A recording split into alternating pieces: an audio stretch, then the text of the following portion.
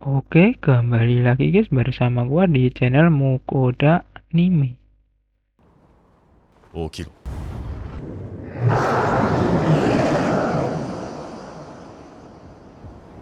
よし。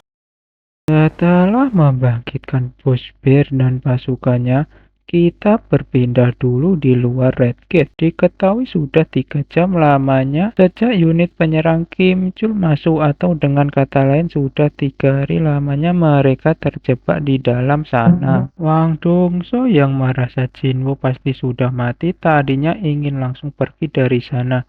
Sebelum akhirnya dia sadar kenapa Song Jinwoo bisa ikut masuk ke dalam sana. Meski dia bukan anggota Kuwait Tiger sekalipun, meski tengah merinding, namun Sang Min tetap pada pendirian dan cuma ngasih tahu Jinwoo adalah kenalannya dan dia dibiarkan masuk karena ingin menambah pengalamannya. Sang Min yang mengira alasan itu cukup untuk membuat Dongso pergi dari sana, namun sayangnya melihat anak buahnya dicengkram begitu jelas, Bai Yunho tak tinggal diam dan terlihat akan menggunakan cara paksa jika dia tak kunjung mau melepaskannya. Begitu dilepaskan, sayangnya ketegangan masih belum padam dan justru semakin panas, hingga membuat Sang Min berniat menghentikan mereka sebelum terlambat. Sementara itu nampak Kim Chul yang berhasil kabur sembari terus membuat-buat alasan tak logis, seperti mereka kalah karena kurang perlengkapan hingga kurang asupan makanan. Dan tepat ketika dia tiba di lokasi tumbangnya pasukan Esbir, sebelumnya entah karena feeling atau asal tebak, Kim Chul sempat menduga semua Esbir itu telah dibantai oleh Song Jinwoo. Akan tetapi mengingat Jinwoo adalah seorang rank E, wajarnya tidak akan mungkin dia bisa sekuat itu untuk membantai semua Esbir di sana. Takut jika ada Byakuya di sekitarnya, Kim Chul pun langsung bergegas kembali ke dalam hutan. Meski kedua hunter es ini sama-sama menahan diri, namun untuk bisa menghentikan keduanya sekaligus, Bo Chingchul sudah pasti bukan orang sembarangan. Demi tidak memperkeruh keadaan, Dongso diberitahu 2 bulan lalu dia telah mengukur ulang kemampuan Jinwoo dan sangat yakin Song Jinwoo adalah hunter rank E tulen. Ia juga diingatkan bahwa kakaknya itu dinyatakan tewas saat bertempur melawan monster. Wang Dongso yang masih keras kepala pun menjelaskan bahwa sebenarnya hunter yang diincarnya itu adalah Yo Jinho. Singkat waktu setelah mendapat telepon dari seseorang, Wang Dongso pun langsung pergi sembari tetap dikawal oleh Jin Chul. Di lain sisi, Sang Min merasa cuma dirinya seorang yang tahu seberapa OP-nya Song Jinwoo sebenarnya. Kembali ke dalam dungeon, di tengah rombongan Jinwoo yang lagi asik ngobrol, tanpa mereka sadari Kim Chul sedang mengawasi dan tak terima orang lemah seperti mereka masih bisa hidup. Bisa-bisanya Kim Chul ini nyalahin tidak adanya persediaan sehingga rombongannya habis dibantai oleh para Byakuya. Sontak ketiganya pun sangat ketakutan melihat Kim Chul yang ngamuk lebih seram ketimbang seekor esbir. Di tengah amukannya itu, Kim Chul menduga Park Hae-jin telah bersekongkol dengan Jinwoo, makanya dia memilih join dengannya. Parahnya di sini ini si otak kompok sampai mengancam akan menghabisi mereka jika tidak mau mengaku dalam hitungan ketiga siapa yang telah menyembunyikan semua persediaan itu. Namun sebelum dia bisa menyelesaikan hitungannya, secara tiba-tiba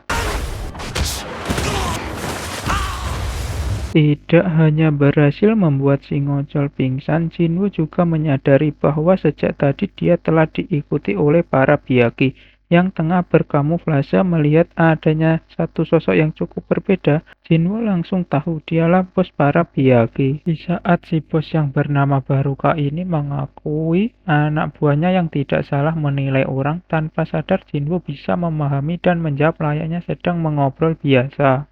Yang padahal apa yang didengar oleh Park Hae-jin dan yang lainnya, Jinwoo sedang mengobrol dengan bahasa monster. Menyadari hal itu, Jinwoo menduga ini semua pasti pengaruh sistem. Haruka kemudian menjelaskan bahwa salah satu anak buahnya yang sempat menyerang rombongan Jinwo sebelumnya merasa tertarik untuk beradu mekanik dengannya. お前と戦いたいと言っているから。 Melihat betapa cepatnya dan kuatnya Jinwo, Haruka jadi ikut tertarik untuk melawannya. Sebelum ini semua berlanjut, Haruka menanyai kenapa Jinwo yang bukan seorang manusia malah hidup berdampingan dengan manusia. Jinwo yang gak paham pun dijelaskan bahwa mereka para monster berakal bisa mendengar sebuah perintah yang menyuruh mereka untuk membunuh para manusia. Anehnya suara itu tidak memerintah mereka untuk menghabisi Sung Jinwo. Setelah memikirkan semua kemungkinan yang berkutat pada sistem dan juga player, Haruka yang gak ingin melawannya memberi tawaran apabila Jinwo mau menyerahkan semua manusia di belakangnya, maka mereka tidak akan menyakitinya sama sekali. Tanpa disangka-sangka, 俺は sistem bisa ikut campur seperti itu dan membuat Haruka mengulangi adegan yang sama. Menyadari ia gak bisa lepas dari pertanyaan itu, jelas Jinwo langsung menolaknya dan lebih memilih jalan pergelutan. Melihat banyaknya esper dan kesatria hitam yang muncul, tiba-tiba sontak Park Hae-jin pun terkejut dan langsung menyadari ini semua adalah kekuatan seorang Sung Jinwo. Setelah saling provokasi yang melibatkan pasukan siapa yang lebih kuat, pada akhirnya tawuran pun dimulai.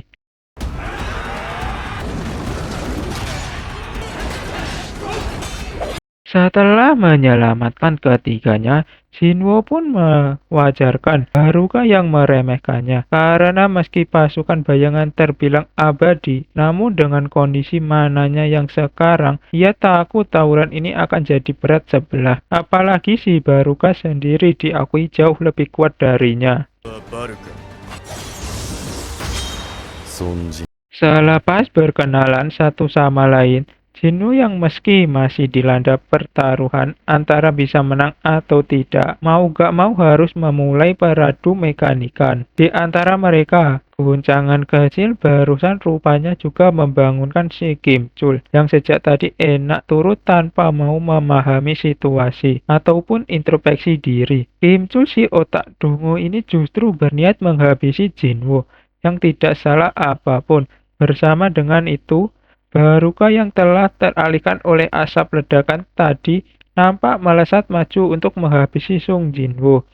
Di momen seperkian detik inilah kita semua akan dibuat terpukau dengan pengambilan keputusan Jinwo yang sungguh sangat tidak terduga sama sekali. Tiba-tiba aja Jinwo punya seonggok tentara bayangan Junbo yang terlihat cukup kuat. Ya dari mana asalnya? Mari kita mundur di momen seperkian detik barusan. Dilihat dari siapa yang akan tiba duluan. Kim Chul yang melesat kencang pun harus terkena karma karena selalu melemparkan kesalahan yang ada pada orang lain. Lalu akhirnya お前は今日から Iron itulah nama yang Jinwo berikan kepada bekas Kim Chul, si otak dungu. Jujur aja meski orangnya sama, tapi seenggaknya Kim Chul versi tentara bayangan elit ini jauh lebih berguna dari versi orinya. Dari kejauhan, Park Hae-jin dan yang lain pun hanya bisa dibuat terus terkejut dengan berbagai macam aksi Jinwo sejak tadi. Hang Song yang nanyain apa semua hunter gelutnya kayak gini, langsung dijawab oleh Hae-jin bahwanya tidak akan mau jadi hunter kalau semua hunter kayak gitu. Di lain sisi, Haruka yang tak puas jika cuma ngadapin satu elit meminta Jinwo untuk langsung maju sekalian. Sama Igris juga dan akhirnya 3 lawan 1 pun dimulai.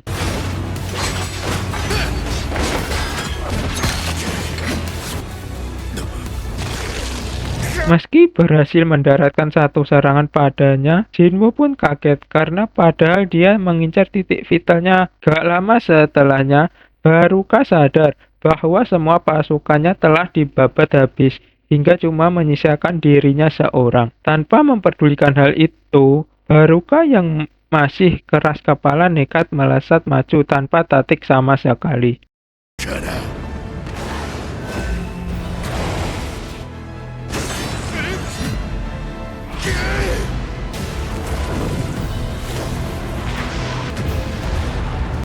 Meski telah terkena berbagai macam serangan, seperti itu, barulah si paling atas ini mampu bertahan sebelum akhirnya dia baru sadar. Jinwoo yang memiliki skill kamuflase hingga berhasil menyerangnya. Tepat di area pinggang, sempat akan melawan namun tentunya hal itu tak akan berlangsung lama. Karena tanpa ia sadari, Iron telah berada tepat di belakangnya. Sampai pada akhirnya, setelah berhasil mengalahkannya dan level up 2 kali, setelahnya Jinwoo terlihat menghampiri rombongannya untuk memberitahukan semua telah selesai. Ketiganya pun sangat lega, sekaligus bahagia. Ketika Jinwoo ngajakin mereka semua pulang lewat portal keluar yang baru aja terbuka. Sementara itu, orang-orang di luar mulai panik karena hampir 7 jam lamanya atau sekitar 7 harian sejak unit penyerang Kim Chul terjebak di dalam sana. Beberapa saat kemudian, mereka dikejutkan dengan Red Gate yang sudah kembali menjadi portal biasa. Di saat baik Yunho yang mengira Kim Chul lah yang telah berhasil melakukannya, namun ternyata semenghilangnya gate itu, jelas Baek Yunho dibanjiri oleh banyak sekali pertanyaan. Kenapa hanya Hunter yang rendah saja yang selamat? Bagaimana dengan bosnya? Dan apa yang terjadi sebenarnya di dalam sana? Jinwoo yang langsung ingin pulang pun ngajakin Hang Song untuk ikut dengannya. Baek Yunho yang ingin menanyakan beberapa hal padanya langsung ditolak mentah-mentah oleh Jinwoo yang mengaku sudah sangat lelah saat ini. Baek Yunho pun sadar nada bicara Jinwoo barusan lebih ke ancaman ketimbang permintaan ataupun perintah. Merasa apa yang dikatakan oleh Jinwoo ada benarnya, Baek Yunho akhirnya melepaskannya dan meminta maaf padanya. Sembari terus melihat kepergian Jinwoo, Pak Hae-jin ditanyai kenapa si Jinwoo bisa sangat tidak ramah terhadap orang lain. Pak Hae-jin pun ngasih tahu, suasana hati Jinwoo tiba-tiba memburuk pasca mengalahkan si bos Dangjen. Seperginya Jinwoo dari sana, Baek Yunho yang jadi sangat penasaran meminta Sangmin untuk merekrutnya. Mau apapun yang terjadi ke depannya. Usai mengantarkan Hang Song dengan selamat, rupanya kesal Jinwoo tadi berasal dari kegagalan dalam bangkitnya Baruka. Meski sangat kesal, namun seenggaknya ia beruntung bisa mendapatkan satu tentara elit yang gak lain adalah Iron Kim Chul. Di tengah Jinwoo yang lagi sok serius sambil ngaca, ketegangan yang ada langsung pecah begitu Jin A memanggil dirinya. Keesokan harinya nampak Jinho yang menjemput abang-abangnya dengan setelan half armornya. Tanpa mau membahas soal tampilannya, sama sekali Jinwoo meminta Jinho untuk menjemput satu orang lagi. Dan jelas orang yang dimaksud itu ialah Hang Song. Dan berakhirlah episode kedua. Oke, jangan lupa like, komen, dan subscribe ya guys ya. ジュネ君2人はそういう関係だったのか